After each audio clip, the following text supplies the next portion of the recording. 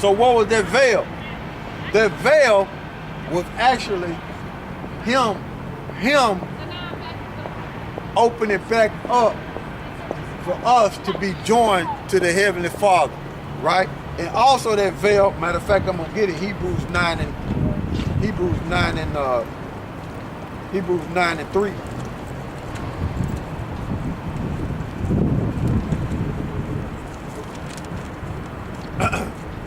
Hebrews 9 and 3.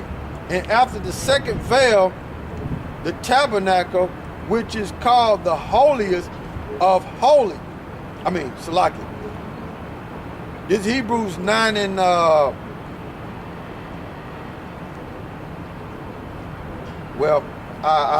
Hebrews 9 and 3.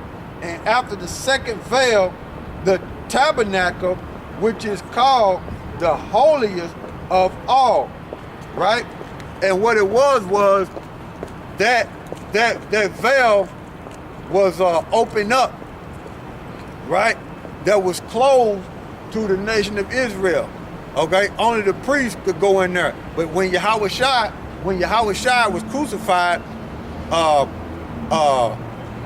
the prophets of Israel that's coming out here teaching was able to see the mercy and be joined back to Yahweh through YAHAWASHI. And now we coming out here teaching you, telling you about the kingdom of heaven and the mysteries that Israel didn't understand. So all that was opened up to us as a nation of people when YAHAWASHI was crucified, right? It says Matthew 27 and 50. And YAHAWASHI, when he had cried again with a loud voice, yielded up the ghost. He died. He was crucified. He gave up the ghost around 3 and 4 o'clock in the evening, right? And behold, the veil of the temple was rent and twined from the top to the bottom, and the earth did quake, and the rock rent, right? And that was that mercy, man. That was that mercy, right? Coming back to Israel. And like I was saying, when that mercy came back to Israel and we was connected to the Heavenly Father through who the world entered called Jesus, now we able to open the scriptures and explain to you who the kingdom of heaven is for, and Israel is joined back to the Most High, because the Most High was into it with Israel. He was mad at Israel. When you read Galatians, let me see. Get over here. I know I'm jumping around, but this is how the Spirit rolls. But I'm going to get back to the Gentile. Oh. Nah, it's Ephesians. It's Ephesians 2 and 14.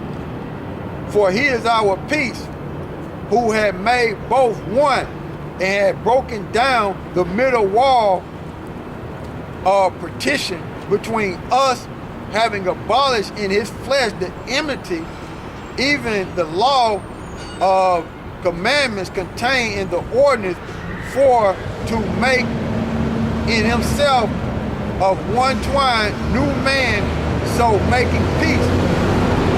The enmity, because the Heavenly Father was basically like mad at us because we couldn't keep them ordinances, man. So we couldn't keep the statute, laws, and commandments. So the Heavenly Father was, he basically hated us, man. So YAHAWASHI had to come back and die for us in order for us to make us one again with the Most High, and he was going to be the mediator, man. Okay? So this is Matthew 27 and 50. And YAHAWASHI, when he had cried again with a loud voice, yielded up the ghost. And behold, the veil of the temple was rent and entwined from the top to the bottom, and the earth did quake, and the rock rent, and the graves were opened, and many bodies of the saints which slept arose. Now what that's going into, when you look at the precept, it goes into Lazarus, John 11:11, right? And that's symbolic for Israel waking up. That's symbolic for Israel waking up in the new kingdom. Okay? That's what that's talking about. That's symbolic for Israel waking up in the new kingdom. When YAHAWASHI was raised up, in the future, Israel was going to be put back in their land. So that's what that's symbolic for. Okay? And the graves were open, and many bodies of the saints slept, arose, and came out of the graves after his resurrection. That's key. After his resurrection, and went into the holy city and appeared unto many people. Now, at that time when who the world didn't recall Jesus was raised up, right? The city of Israel was not holy. Why? Because you had wicked elders in there. Okay? It was not holy at all. You had wicked elders governing the land, and you had Edomites, Romans, set over that land. Okay? And you had Israel put YAHAWASHI to death, man. When Judas, I was telling about Judas Iscariot, man, when they went to the chief priests and the elders, they was like, we don't care about his innocent blood. We ain't got nothing to do with that. We don't care. So at that time, when he was raised up, Israel wasn't holy. When you go to Revelation 21 and 2, that's when Israel gonna be holy, man. That's when it's gonna be a new kingdom and a new heaven, man. And that's when it's gonna be holy, man. Okay? This Revelation's 21 and 2. And I, John, saw the holy city, New Jerusalem, coming down from the power out of heaven, prepared as a bride adorned for her husband. And I heard a great voice out of the heavens saying, behold, the tabernacle of the Most High is with men, and he dwelleth with them, and they shall be his people, and the Most High himself shall be with them and be their God. Okay? So that's what that's talking about in the when the new kingdom come back on the earth, right? That's when Israel gonna be walking around and set forth and be holy, man, again. At the time when he was crucified, Israel wasn't holy, man. It was corrupt. You had the Romans come in and lay it flat, 70 AD, man.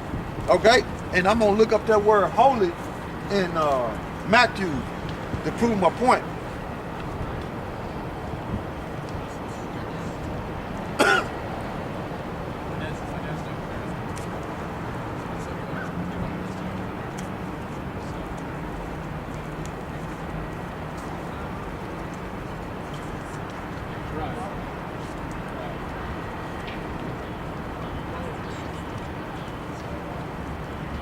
Right? But now you remember I have one that. And I know it's expensive, but it's been really nice while being down here. It's like walk down here and I watch What was we at? Matthew's 27 and 53. And we looking up the word holy to prove my point, man. Because Israel wasn't holy back then, man. That's right. When YAHAWASHI was resurrected, man. They wasn't holy. They wasn't holy back then, man. They gonna be holy on this side, man.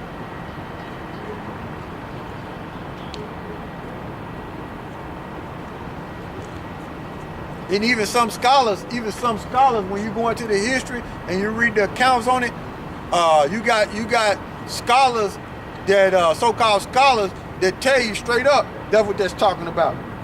It ain't talking about when they was in that land when YAHAWASHI was on the scene.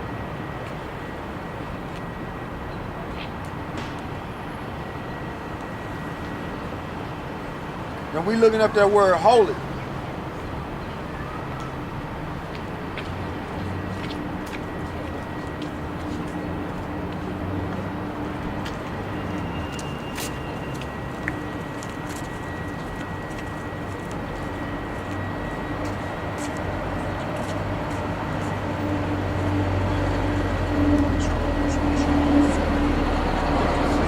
Hagios. That's Hagios. Greek, Strong's 40, right? And it means most holy thing, a saint. Right? And we going down to the lexicon.